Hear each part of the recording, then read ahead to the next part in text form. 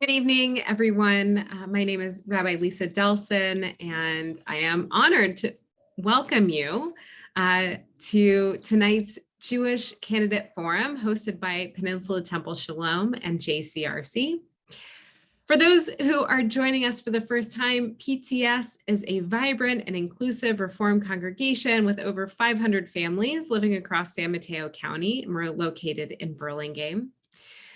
Our congregation has been dedicated to civic engagement, social justice, and community building with our neighbors over many, many years. And tonight, we are honored to be joined by 3 candidates running to represent Eastern San Mateo County in the State Assembly.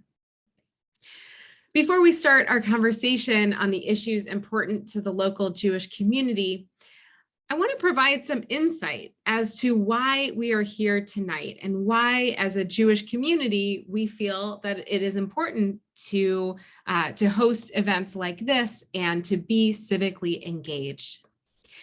There's a story from the Midrash, from Vayikra Rabbah, so a story to fill in one of the stories for the book of one of a text in Leviticus. Rabbi Shimon Bar Yochai taught a parable saying, men were on a ship. One of them took a drill and started drilling underneath him. The other said to him, "What are you sitting and doing?" He replied, "What do you care? Is this not underneath my area that I'm drilling?" They said to him, "But the water will rise and flood us all on this ship." Now, this text might sound a little bit like a parable that you've heard at other times. For when we are wondering about leadership, we are thinking about how we all interact with each other and how what we do matters out in the world. There's another text that I wanted to talk about tonight, and it says, if a person of learning participates in public affairs and serves as judge or arbiter, that person gives stability to the land. But if a person sits in their home and says to themselves, what does it matter about the affairs of society? What does that have to do with me? Why should I trouble myself with the people's voices of protest? Let my soul dwell in peace. If one does this, they overthrow the world. I think taking these 2 texts together, we see that our actions matter and that learning about what's going on in the rest of the world is actually us participating in the world, us making sure that what we have control over, our vote, matters. And so it's such a delight to hear from the candidates this evening and allow them to share with us their views, and so that we as a community can make a decision for ourselves that might affect the entire community. And now I want to introduce Pete Gleichenhaus, member of the JCRC Board of Directors. Thank you, Rabbi Delson, and thank you for your very relevant remarks. It certainly identifies why it is that we're here tonight. I want to also thank Congregation Beth Jacob, Peninsula Sinai, Peninsula Temple Beth El, Peninsula Jewish Community Center, and the Jewish Democratic Club of Silicon Valley for being sponsors of tonight's event. It's always a delight when we have a number of Jewish organizations and other organizations come together for this kind of civic activity. Jewish Community Relations Council, JCRC, is the public affairs organization of the Bay Area Jewish community. With over 50 member Jewish congregations and organizations, we seek to ensure a secure Jewish future and a just society for all. JCRC has been on the forefront of efforts to confront anti-Semitism, educate about Jewish identity, ensure an inclusive Jewish ethnic studies curriculum, and push back against efforts to delegitimize Israel. The relevance of these kinds of topics is evident by the lead story in today's San Francisco Chronicle about the rise in concerns about anti-Semitism here in the Bay Area and across our nation and the world. In addition, JCRC has worked to support refugees from Afghanistan and Ukraine during the current crises, and also to protect rights for all Americans and others. We believe that the future of the Jewish community and other marginalized communities depends on sustaining and strengthening a strong, liberal, and educated democratic society. In 2017, we launched a nonpartisan democracy initiative to engage the community in efforts regarding civil discourse and civic engagement. And tonight's session here is part of that, or as a result of that continuing effort to, in fact, improve and encourage and support democracy here in our area. To start the conversation tonight, I'd like to welcome the Executive Director and the CEO of the Jewish Community Relations Council, Ty Gregory. Ty, go ahead. Thanks so much, Colonel Pete, and we're honored to have you as a board member of JCRC. Good evening, everybody. Joining us on Zoom, joining us on Facebook, and watching this later. We plan to distribute this to the Jewish community all around San Mateo County. And fun fact for those of you who don't know, my colleague Jonathan Minster, who put this together, did the data. We estimate that there's as many as 48,000 Jews in this district, which is equivalent to about 7% of the district's population. So we're really grateful to be able to have this in partnership with Congregation Beth Jacob, Peninsula Sinai Congregation, Peninsula Temple Bethel, Peninsula JCC, and the Jewish Democratic Club of Silicon Valley. And it's so great when we all come together for issues like these. So I'm honored to be joined by three candidates for the Assembly: Councilmember James Coleman of South San Francisco, Mayor Giselle Hale of Redwood City, and Deputy Mayor Diane Papan of San Mateo. In a moment, we'll allow each of them to introduce themselves. And after these intros, I'll ask a question and allow each candidate 2 minutes to respond to these questions. We'll cover topics directly impacting the Jewish community and those issues of our Jewish values that compel us, like equity and justice and welcoming the stranger. We're not going to allow rebuttals from candidates. This isn't the presidential forum. Hopefully no one walks away like the presidential forum. And we plan to stay on time. So we have a timer, and we politely ask each of our candidates to stick to time. As a final reminder, but an important one, JCRC and our co-sponsors are 501c3 organizations. This is an educational forum. JCRC and the congregations and organizations here, we don't rate or endorse, but we think it's critical that you have an opportunity to meet the candidates, to be educated about your vote. And it's also an opportunity for us as a community to share with these candidates for state office what is on our minds as a community. Each of these candidates has disclosed at least $10,000 in contributions or received at least 5 public endorsements. That's how we selected the candidates for this evening. And so with that, I'm going to turn it over to each candidate and give them 2 minutes to introduce themselves and start our conversation. And we've done this in random order for each different question. So for the introductions, I'd like to welcome Deputy Mayor Diane Papan of San Mateo to begin. You have 2 minutes to introduce yourself. Thank you so much. Can you all hear me okay? Yeah. I'm honored to be here tonight. You know, I'm of and from this district. It's filled with family, friends, and neighbors, and I understand the struggles that exist here. I've led with compassion on our most pressing issues because of where I come from. I'm the granddaughter of Greek immigrants, and I grew up with a lot of illness in my family. My brother died at the age of 21, and my mother suffered from lupus and from cancer. And look, we've all had our hardships. I bring this up because it really did have a profound influence on my life's work. I learned really early on that life is fragile, you only get one shot, and you can make a difference. It's why I've spent 22 years running a nonprofit and running a scholarship program. It's why in my law practice, I help small mom and pop businesses. It's why I've had community service in neighborhoods and in our schools. I'm a mom, and my husband and I are raising our 16-year-old daughter, and I often say that alone makes me qualified to run for office. I ran for city council in 2015, and I've been hard at work on infrastructure and housing.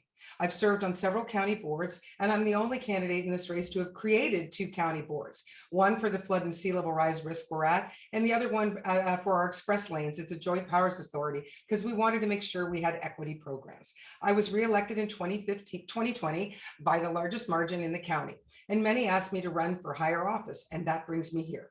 We were the first to announce a run for this seat, and the response has been tremendous, with endorsements from our Lieutenant Governor, former Senator Giselle Hale, a majority of Board of Supervisors, and a majority of mayors, the nurses, and the firefighters.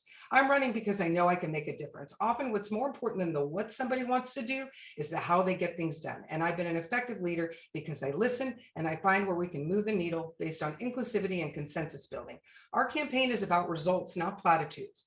There's work to be done, and I'll bring my authentic leadership to Sacramento to lead on some of our most pressing issues: sea level rise, wildfire prevention, drought, affordable housing, quality healthcare, including mental health care. And most importantly, I'll work with you on the issues that are important to you. Thank you. Thank you, Deputy Mayor. We really appreciate that. Next, we're going to go to Councilmember James Coleman. Welcome. Hello, thank you. Can you hear me? You bet. All right, thank you. Hello, everyone. It's so great to be here, and thank you so much, JCRC, for having me and for organizing this forum.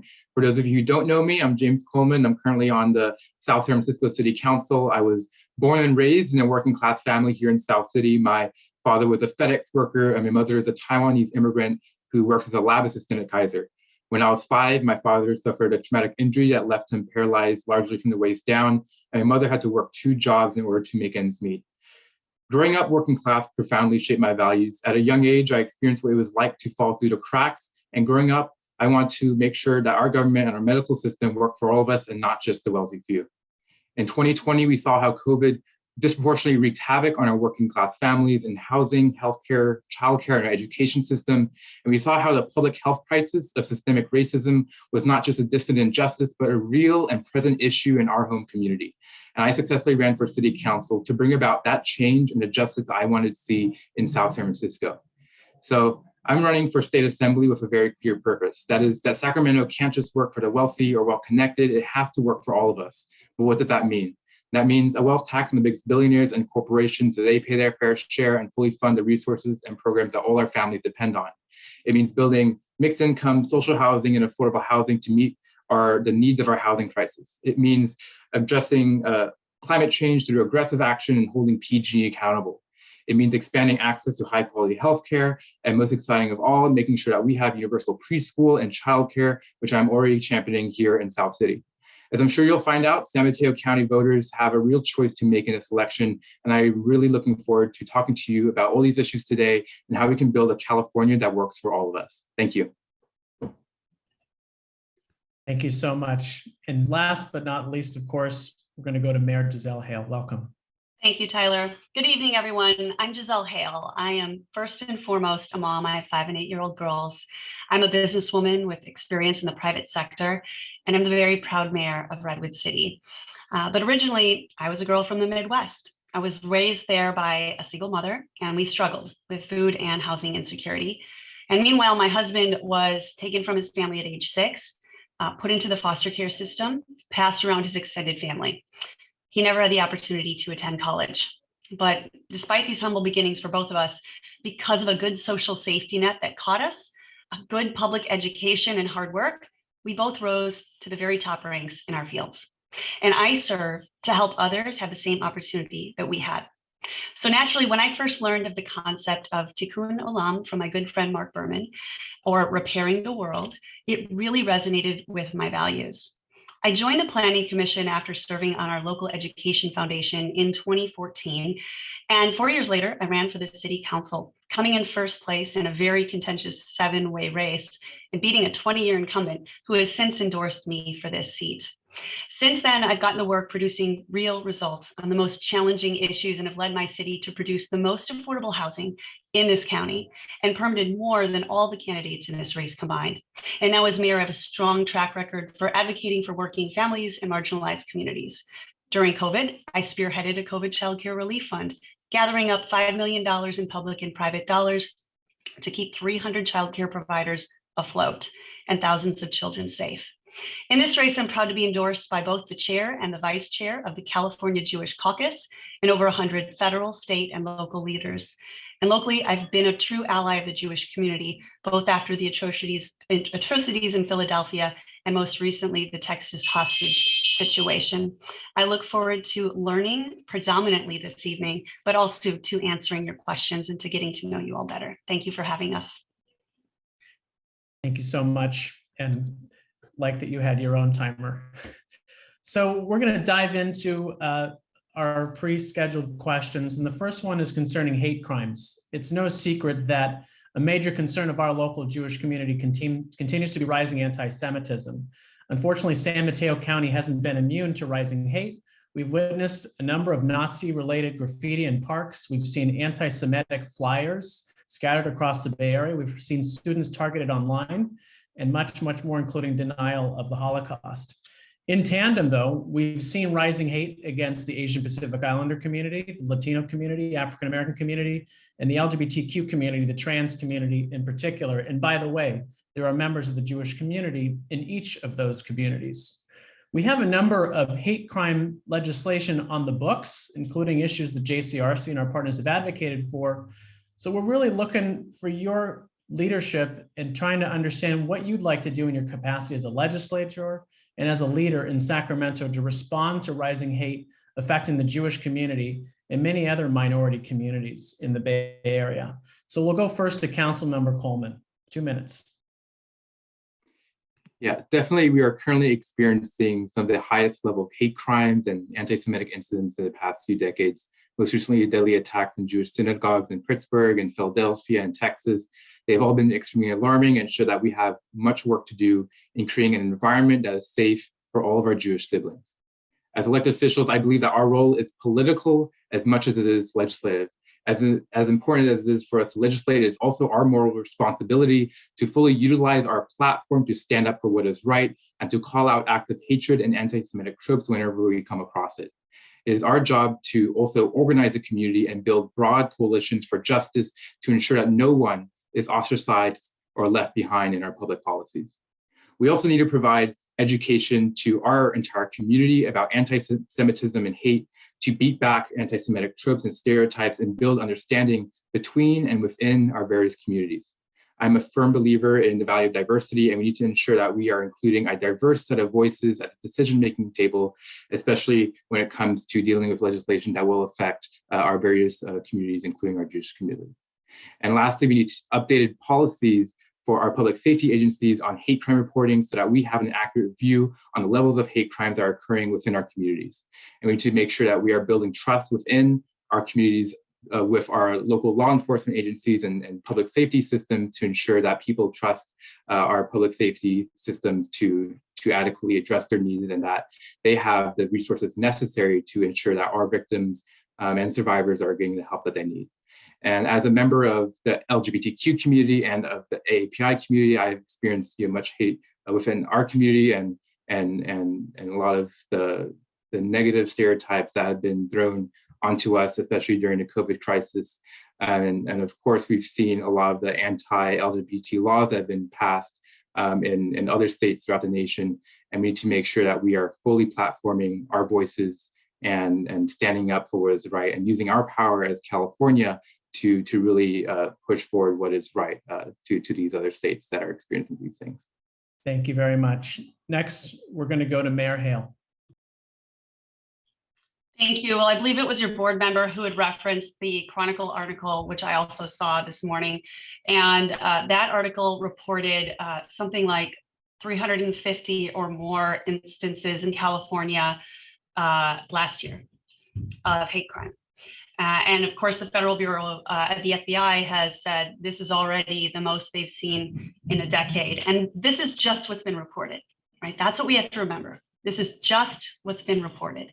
We have to know that there's more than that. So the estimates are low and the crimes are much greater, right? So I want to focus on 3 areas, and they line up roughly to areas that the Jewish Caucus is focused on as well in these issues: education, funding for safety, and then I want to talk a little bit about the Democratic Party platforms. So education around the Holocaust is extremely important. We're at an all-time low of understanding. Yet the awareness levels are something like 25% of the public. And so focusing on the education and the awareness is a key ingredient to making sure people really truly understand this is a part of our history and it needs to be prevented in the future. Safety. The nonprofit security grant program has been the biggest budget priority for the Jewish caucus every year. It helps community-based organizations.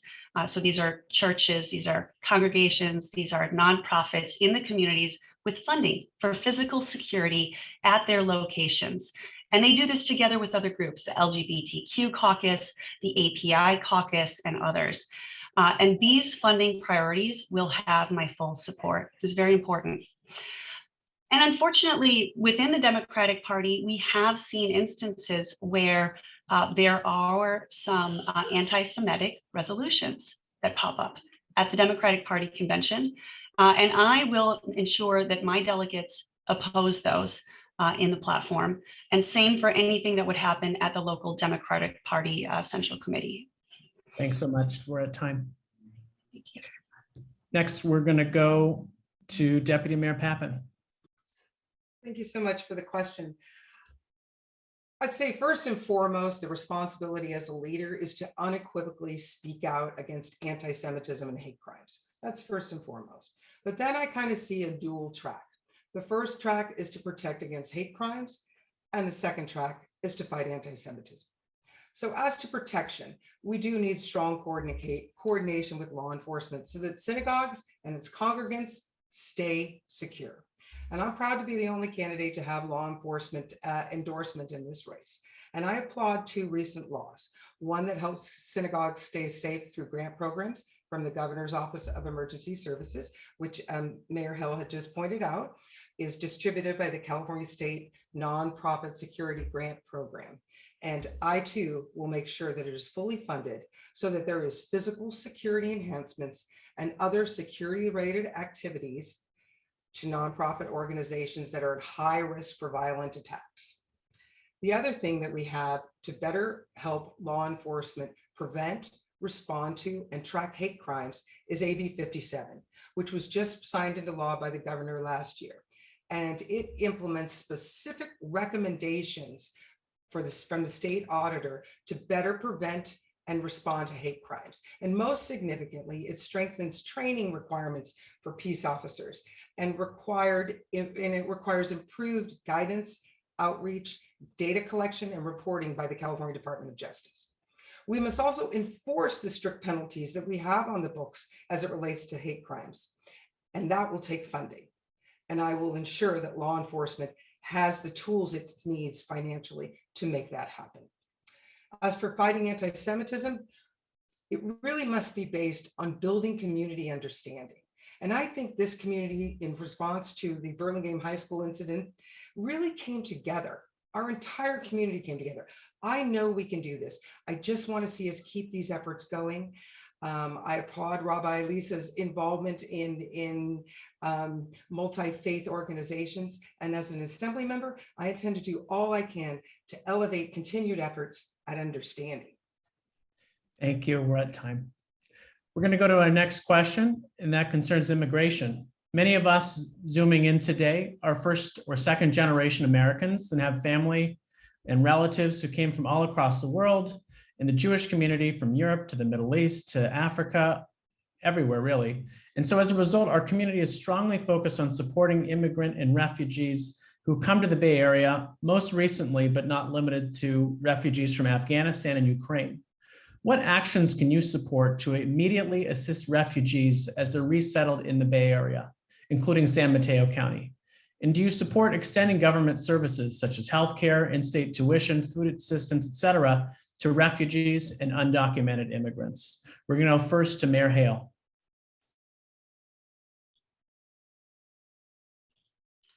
Well, thank you so much. This is definitely an issue that is near and dear to my heart because it's already an issue that I'm facing as a mayor of Redwood City. Now, Redwood City has a large immigrant population and estimated a large undocumented population when we look at the most recent census. So this is a community that I'm already familiar with and already serving. And what I know from serving this community is that it has an incredible amount of needs. These are individuals who have at times escaped war-torn communities. I'm thinking of a recent childcare provider who's I got to do a ribbon cutting with, who had escaped a war-torn country in Latin America to come here, learn English, get an early childhood education degree, and take care of other people's children. And so it's incredibly meaningful that we protect and support these individuals. I'm the only candidate in this race to have the support of the two major ethnic minority populations in this district, the Latinx Dems and the API caucus. And I believe it's because they've already seen me working within these communities. These are individuals that need our help. They need social services. They need housing, first and foremost. Redwood City has done more to produce affordable housing than any city in this district, and I've personally done a lot of the lifting on that work. They need protections. They need the ability to find what they need quickly, right? And so we've got a lot going on now with navigation centers to quickly access services for new immigrants, language-specific services, and then of course, basic services like food. I'm very proud the Jewish Caucus worked to bring nutrition to the schools. It is now free for all children. And that's something that I would look to protect and maintain so that the most vulnerable of these individuals are cared for and continue to be. And you have my word on that. Thank you. Thank you so much. And now we're going to go to Councilmember James Coleman. Yes, I believe strongly that the U.S. has a moral responsibility to provide a just and humane immigration system for all those who are seeking asylum or simply a better life. No one, and I mean no one, should be punished for seeking out a better life for themselves or their families. And as a son of a Taiwanese immigrant and in a community that is largely composed of immigrants, documented and undocumented from the Latin American countries, as well as from East Asian countries and from the Philippines here in South San Francisco, we are largely a community of immigrants. We need to make sure that we are also providing the resources to all of our immigrant families so that they have enough to not just survive, but truly thrive in our communities. That means ensuring that they have access to healthcare, to housing, to our education systems. We often talk about healthcare as a human right, and that means ensuring that everyone has access to that. And lastly, but we also need to ensure that we are building enough housing to house all of our immigrant populations, especially when there are many areas in the world that are experiencing levels and periods of destabilization. We do provide a safe place for families to relocate. It is a responsibility of the United States to do, and that means ensuring that we are building housing, but not only any housing, ensuring that we are maximizing on the affordability of the housing that's being built so that it is as accessible as possible to any immigrant and any individual who needs to live in our communities. Thank you so much. We're going to go to our next topic, and that is Israel. The vast majority of Jewish Americans have some form of a personal connection to the state of Israel. We believe that Israel should remain a Jewish and democratic state. Sorry to interrupt you. Would you like me to answer the last question? Did I skip you? You might have. Then we should go to you. My sincere apologies. That's Deputy okay. Papan. That's okay. May I ask you really quickly, could you just repeat the question, the first part? I got the second part. What was the first part? Absolutely. Yeah, it's basically about our strong connection to be focused on supporting immigrant and refugees, particularly from Afghanistan and Ukraine. I see. Okay. Thank you so much. I appreciate the question and the opportunity to answer. First of all, I think President Biden's U.S. Citizenship Act is a transformative legislation. And I think it's going to modernize our immigration system, which we can all concede is much needed. And I think it will fairly and orderly and humanely make our nation safer, stronger, and more prosperous. It'll provide for dreamers a path to citizenship, and as well as farm workers who have green cards. So I'm strongly in support of that. As it relates to services, in my 22 years of working as a nonprofit director, that's exactly what I've done for 22 years. Of course, we should provide services irrespective of one's immigration status. With respect to affordable housing, San Mateo has been at the forefront of affordable housing. And I'm going to give you real numbers. San Mateo had 3 sites of its own property that it is using to develop affordable housing. When all is said and done, it will itself have built 450 affordable housing units. And San Mateo increased its inclusionary housing requirements from 10 to 15%, which also increased the number of affordable housing units. I'm enormously proud of this work because it really provides the ability for many of our immigrant community to have affordable housing. So I think there should be services, and of course there should be modification to our immigration system, and I'm tremendously supportive of President Biden's U.S. Citizenship Act. Thank you very much. And don't get too comfortable because you're up first for the next question. So I'm going to repeat it. Again, my apologies. So the vast majority of Jewish Americans have a strong personal connection to the state of Israel. We believe that Israel should remain a Jewish and democratic state while supporting a negotiated two-state solution with Palestinians. We believe that both Israelis and Palestinians should live with security and dignity. We're increasingly concerned by various political efforts to demonize Israel or to conflate Israelis or Jews with the state. We want to see that there's no more one-sided and inflammatory resolutions happening in different forums about the conflict that erase Jewish or Israelis from our community, our broader community, or exclude Jewish people from certain spaces because of their relationship or beliefs. We know that this is an incredibly complicated issue, and with however many people on this call, we have even more opinions about these issues. But I'm curious how you'd go about approaching this topic in Sacramento. We've been proud to work with Congresswoman Spear and Assemblymember Mullen on issues in strengthening the California-Israel relationship. And we're curious how you would bring this issue to your leadership in Sacramento. And we'll go back to you, Deputy Mayor. Thank you, Tyler. Thank you. Listen, no country is without criticism. Let's just concede that right now. And that's always going to be the case. But California has had strong ties to Israel. And there's a tremendous amount of exchange and partnership, especially as it relates to economic ties. You know, many Silicon Valley businesses have offices in Israel.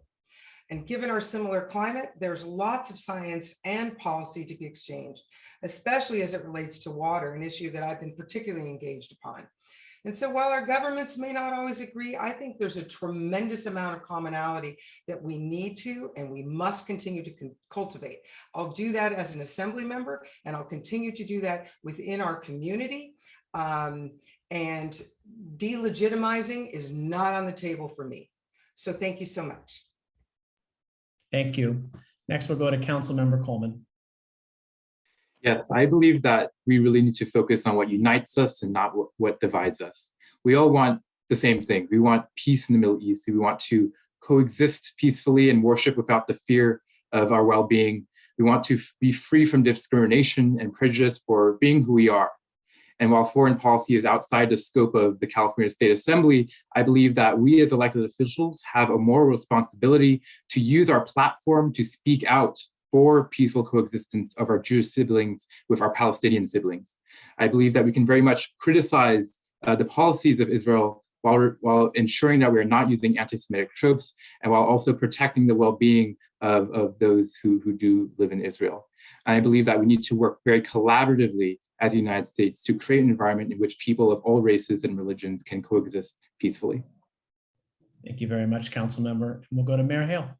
Yeah, thank you. You know, I always feel that discussions like this are best had with both the head and the heart. You know, fundamentally, this is a very complicated issue. I think we can all agree with that.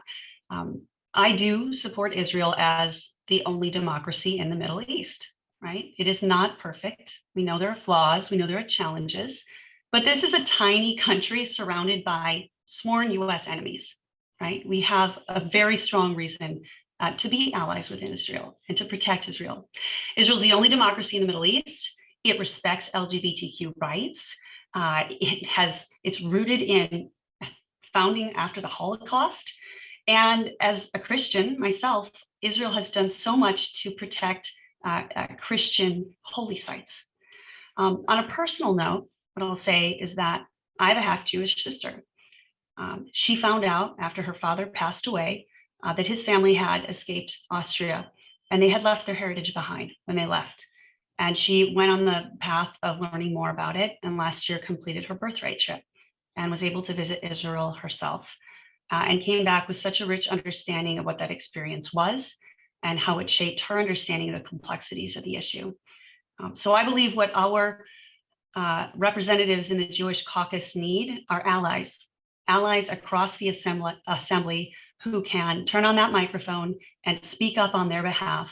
And that's what they will have, what you will have in me as your next assembly member on this issue. Thank you very much. And I believe I've gotten all three of you this time, so we're going to move on. And the topic next is reparations. Recently, JCRC supported state legislation to establish a task force to study reparations for slavery. We also support local efforts across the Bay Area and commissions such as the one in San Francisco, which will provide recommendations for repairing harm in our Black communities. Legislation to study reparation are often adopted overwhelmingly, but that's the easy part. The more difficult questions are going to be around how to implement and fund and educate communities about these issues. And we have our own experiences with reparations as Jews. Myself, I'm a descendant of Holocaust survivors. And we also support reparations for Indigenous people and Japanese Americans from internment camps. This is a natural evolution of that conversation for us, and we look forward to being engaged as a community in these conversations as they move forward around Black reparations. So the question is, what is your view on this issue? How do we as a state, there's two common critiques of this issue. One is California was not part of the South. And two is that we have rising inflation. Do we need more handouts? No, I don't personally believe either of those arguments, but there will be pushback in this conversation.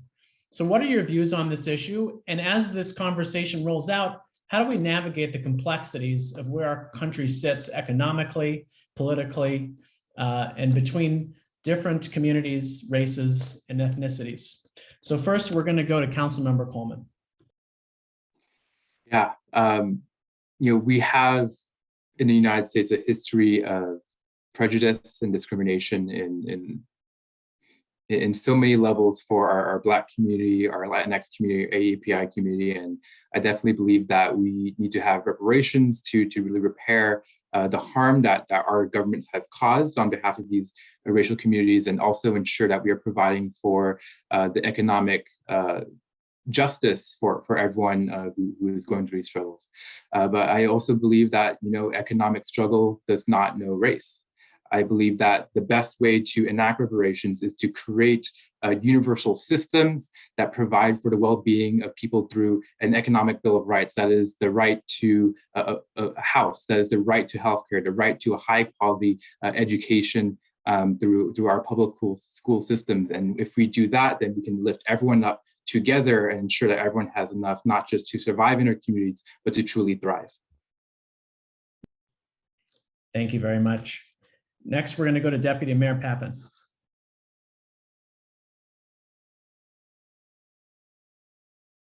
Second here. Yeah, so I support reparations, and this isn't a new concept. As you mentioned, Tyler, in your opening, under Ronald Reagan, our nation provided reparations to the individuals and families of interned Japanese Americans following the issuance of Executive Order 9066. So the state has impaneled a task force that's now working through these very complex process of determining who will be eligible and what reparations may look like. But there's no doubt that slavery and the decades of discrimination following the end of slavery have had real economic consequences. And while I don't think the redress is ever going to be total, it is one path to changing the trajectory to a community and provide some degree of economic empowerment, which I think we can all concede is the path perhaps to generational wealth. I think that perhaps low interest loans or reduced college tuition might be the way to go, because I really feel like we're going to make a difference here if we can change the economic inequities that have existed for such a long time. Thank you so much. And now let's go to Mayor Hale.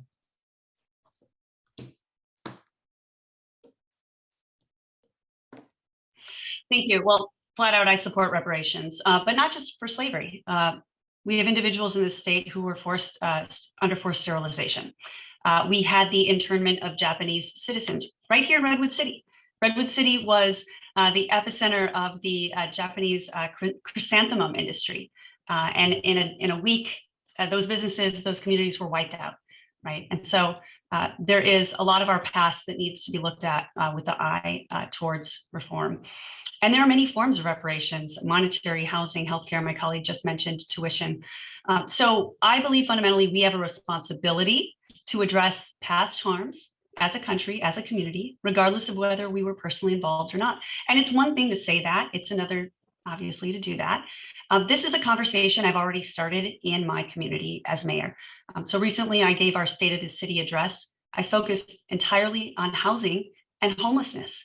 I wanted to have the hard conversation with our community about how we got to where we are today and what we were going to do about it. And as part of that, I talked about our county's history with redlining, about the history of the GI Bill, which left so many people out from the opportunity of home ownership. And so even if individuals weren't involved in that, they were living with either the benefits or the unnecessary punishment as a result of that history. So I think these are very important historical conversations to have. And as leaders, we have to be willing to have them. We have to be willing to sit with this comfort. That's something that I'm very comfortable with doing and will continue to do as we move forward with this. This was a very tight vote, by the way, this particular vote. It was narrow. So I think that there's still a lot of discussion that needs to be had. I think there's a lot of thought leadership and listening. And that's something that I'm going to be willing to do in the assembly, because we have to get this right if we're going to continue forward. Thank you. Thank you very much. Our next question concerns ethnic studies. At JCRC, we strongly support ethnic studies, not only because it's the right thing to do, but because studies show how much it improves both the mental health and academic performance of students of color in our schools. We also believe that Jewish Americans have a role to play in ethnic studies courses, particularly when we're talking about white supremacy in this country, the historic role that anti-Semitism plays in white supremacy. And we also believe that the full diversity of the Jewish community, 1 out of 4 Jewish households in the Bay Area has a person of color. 15% of Bay Area Jews are Jews of color, that we believe that ethnic studies is an amazing opportunity for us to talk about many aspects and elements of our community that are flattened in our history books. And we can resonate with how communities of color feel about being flattened or erased from our textbooks. So we believe in the value of ethnic studies. But there's been some frustration in our ability to have this conversation. And so we have a two-part question around this. Number one is, what is your view on ethnic studies, both in the state legislature and your jobs as a state legislator in enforcing this, in making sure that ethnic studies is adopted and celebrated? Number two, would you be willing to work with the Jewish caucus to make sure that the Jewish community's concerns and inclusion are met across our state? So first, we're going to go to Deputy Mayor Papan. So absolutely, I think we should have ethnic studies. And I think that they will be very enriching if done in a comprehensive manner, with understanding and with respect, and celebrating our diversity without further marginalizing anybody. And by comprehensive, I mean including all cultures. And I'm glad that the legislature stepped in when they did, when this ethnic studies and the parameters of it was going down a track that was being exclusive and not celebrating all of us. I would have done the same thing in the state assembly. And yes, I will work with the caucus to make sure, the Jewish caucus, to make sure that this gets done right and that all concerns are taken into effect. And I was very pleased to see that they spoke up. I know this was a tough issue, but it wasn't getting done right. So it was time to take it off the track. Let's do it again. And that's the kind of leader that I'll be. We can always reassess things, and let's make sure we get it done right, because it is important to curriculum. And I think it will provide tremendous opportunity. I'm really looking forward to it. But we got to get it right, and there's some more work to be done. Thanks, Deputy Mayor. Next, we're going to go to Mayor Hale.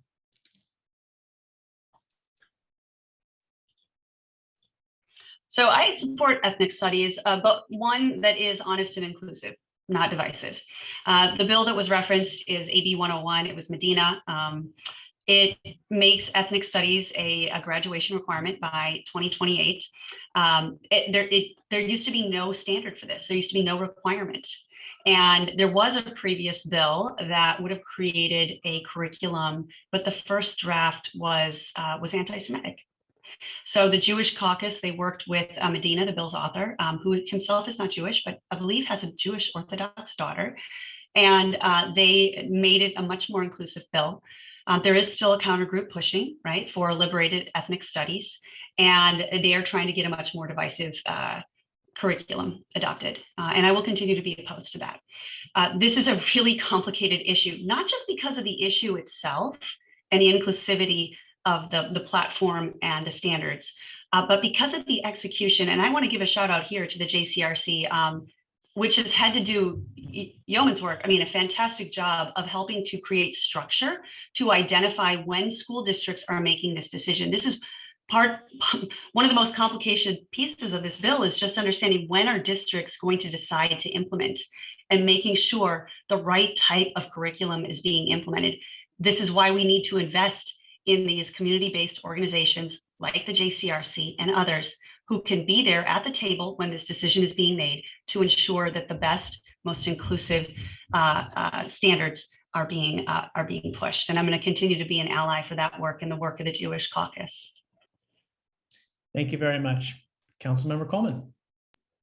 Yes, I think we need to make sure that all our histories are being taught. And I'm a strong proponent of ethnic studies. It's important to building trust and understanding between our communities and really preventing instances of hate and discrimination in the future. And it's important for us to take a close look at history and make sure that the worst parts of history do not repeat itself. However, we also need to ensure that the curriculum is agreed upon by all of our cultures and communities and stakeholders. Definitely, we need to make sure that we are including our Jewish community organizations, that they are involved in ensuring that they have a hand in drafting the curriculum. We need to make sure that they are involved, and also I will work with the Jewish caucus, of course, JCRC, as well as the other ethnic caucuses, such as the API caucus, LGBTQ caucus, Latinx caucus, and so on, to ensure that we are creating a curriculum that represents all of us. As a member of the LGBTQ and AAPI communities myself, we need to make sure all our histories are being taught. Growing up in K-12 public school here, there was not much that we were taught about the Stonewall riots or about the Chinese Exclusion Act or the various other injustices that have occurred historically within the United States and our communities, as well as outside of it. And we need to ensure that we are learning a comprehensive history of all of our cultures to ensure that we are preventing future occurrences of hatred within and throughout our communities. Thank you very much. Our next question concerns housing, and then we're going to invite each of the candidates to make a 1-minute closing statement. So this is an issue that our community and many communities are grappling with.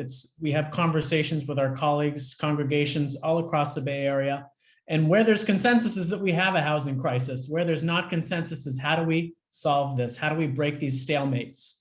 And so the way I want to frame this question to you is, how does your work at the local level in your current elected capacities and lessons learned inform how you will bring leadership to this issue at the state capitol? How do we break the stalemate on these issues? So we're going to begin with Mayor Hale. Well, I'm so glad to be able to lead off on this issue because it's been a strong area of leadership for both myself and my city. Redwood City, as I mentioned earlier, is the definitive leader on housing production. And that's not easy to do, right? We hear all the time about the debates. I was elected after Redwood City had implemented its downtown precise plan, where we added thousands of units. And as a planning commissioner, I was a part of those decisions. I voted at times with 20, 30 people in the room yelling and speaking up against it. And it was absolutely the right thing to do. And I'm proud to have cast those votes. And I'm proud of how much housing we provided, well over our allocated amounts. Every 7 years, cities are required to submit housing goals. To show you how much of a leader we are, Redwood City didn't balk when we were given our large goal, very large goal. We were the first city in the Bay Area to submit it last week. We submitted 180% of our goal. That's because it's not about a number, it's about the people.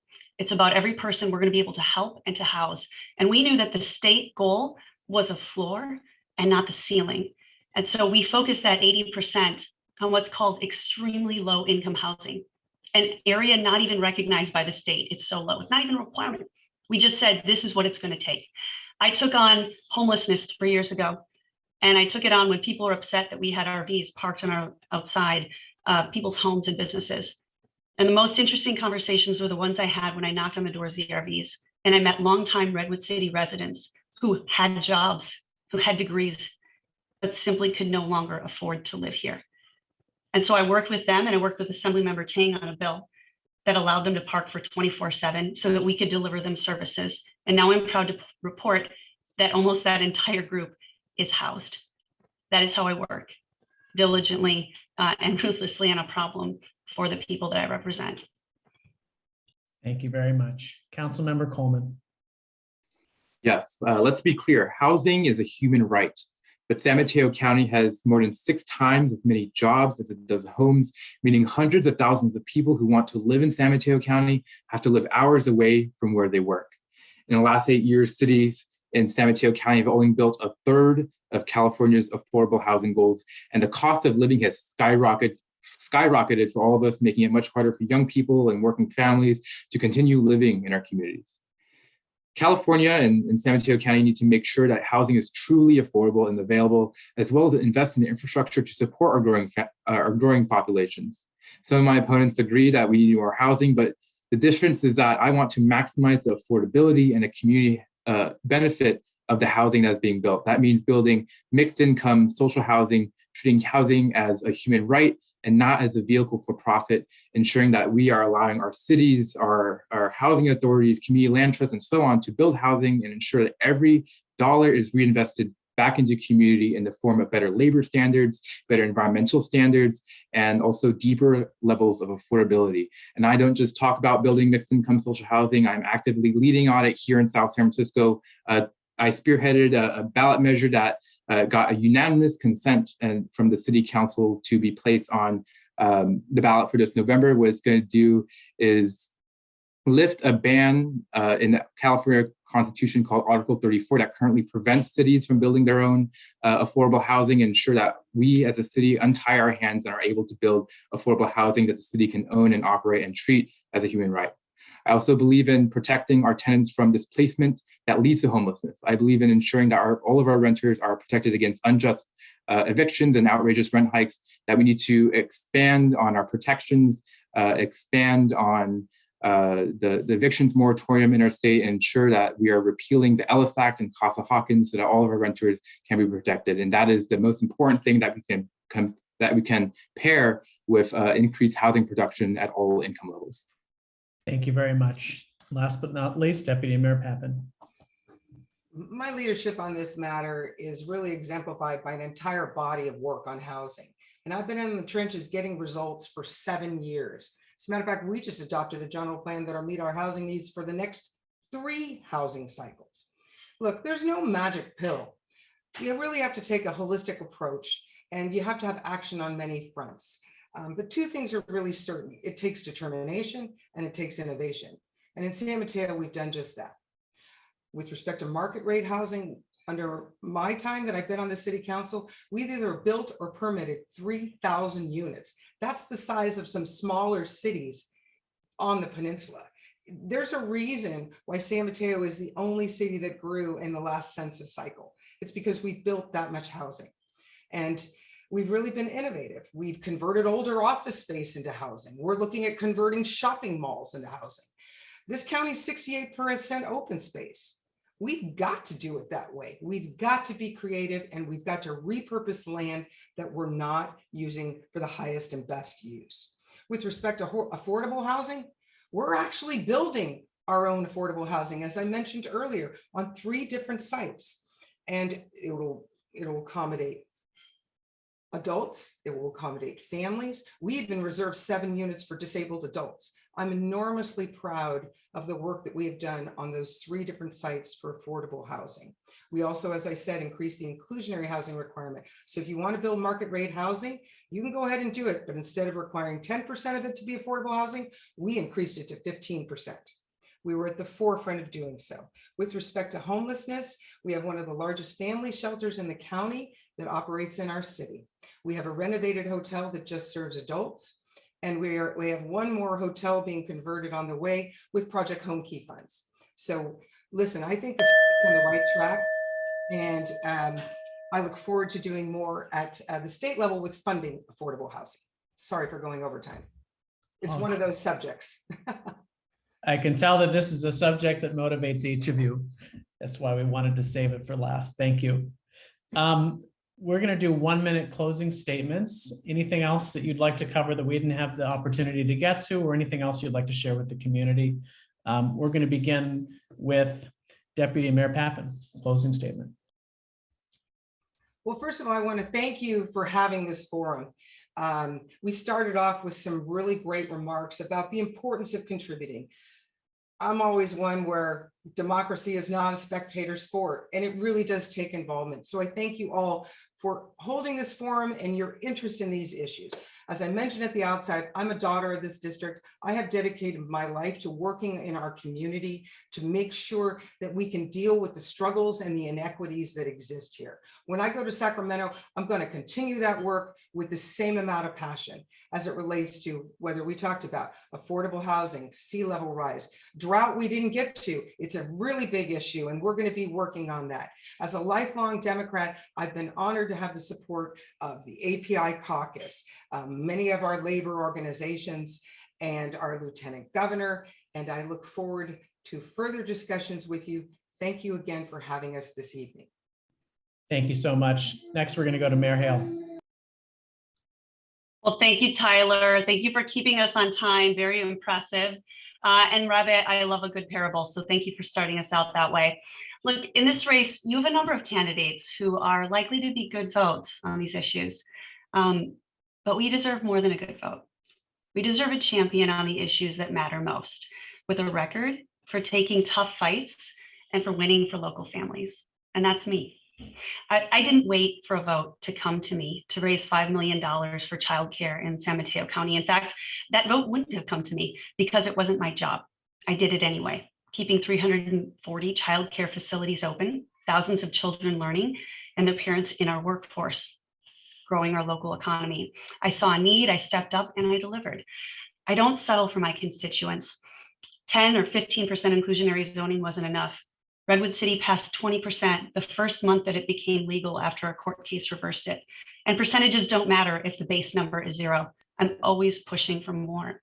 When I saw a growing mental health crisis exacerbating an already problematic housing emergency, I didn't wait for a solution to come to me. I stepped up, bringing together 14 other mayors in our county to deliver funding for a proven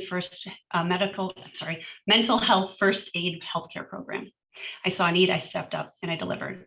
So in Sacramento, I won't wait for the chance to deliver for you. I'll create opportunity the same way I have throughout my life, through hard work and creative thinking and the support of a community like you. I'd be honored to have your support. Thank you. Thank you very much. And now to Councilmember Coleman. Thank you so much for this evening today. We all have a real choice to make. What kind of future do we want to build for working families? I'm proud to be the only candidate not taking money from corporations because it's way past time we put the interests of working people over that of private profit. I have been leading South City in building mixed income social housing, in reforming our systems of public safety, and investing in universal childcare, a ballot measure that would raise $30 to $50 million for universal childcare every year and also raise the wages of our teacher wages to a living wage. There's no reason why California, as the 5th largest economy in the world, cannot lead on the many issues that our community faces today. And we need electeds who have the courage to make sure that our boldest ideas are represented in Sacramento for the rest of the state to see. On issues that matter to us the most, I promise you that I've got the courage to act.